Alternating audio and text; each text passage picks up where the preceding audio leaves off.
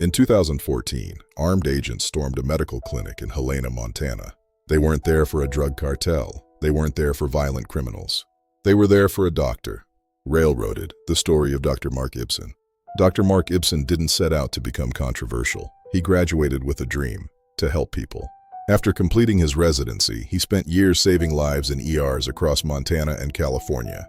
But when Dr. Ibsen opened Urgent Care Plus in Helena, he noticed something that broke his heart. Chronic pain patients, people suffering from debilitating conditions, were being abandoned, cast aside.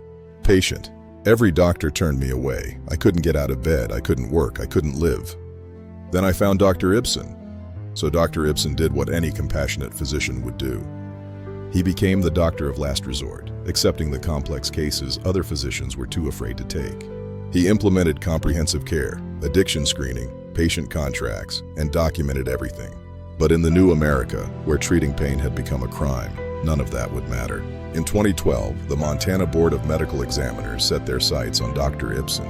Their weapon: a handful of cherry-picked patient charts reviewed by a consultant who had never met a single patient. The accusations were the same ones leveled at pain doctors across America. Never mind that his patients were thriving. Never mind that they had their lives back. The harassment escalated for 2 years, and then in July 2014, they made their move. On a summer morning, armed agents descended on Dr. Ibsen's clinic and his home simultaneously. They seized patient records, computers, personal property. They treated a physician like a drug kingpin. That same day, the board summarily suspended his medical license, claiming he posed an immediate threat to public health and safety. The man who dedicated his life to healing was now a menace. Administrative trials dragged on for years. In 2016, they revoked his license. They banned him from prescribing the very medications his patients needed to survive.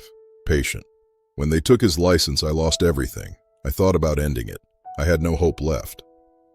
But Dr. Ibsen refused to surrender. Where others might have given up, Dr. Ibsen fought. He appealed to the Montana First Judicial District Court, and in November 2017, he won. Judge Kathy Seeley didn't just rule in his favor. She eviscerated the board's case. She called their actions arbitrary and capricious, and not supported by substantial evidence.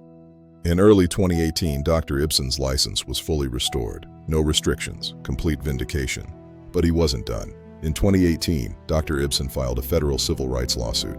And in 2020, the state of Montana paid him $1.5 million to settle, a tacit admission of injustice. But here's what they don't tell you about winning. Here's what a settlement can't fix. The stress of nearly a decade of persecution took a devastating toll on Dr. Ibsen's health. He suffered heart problems that required open-heart surgery. He faced financial ruin, legal fees, lost income, a practice that never fully recovered. His reputation, built over decades, was shattered in ways that can never be fully repaired.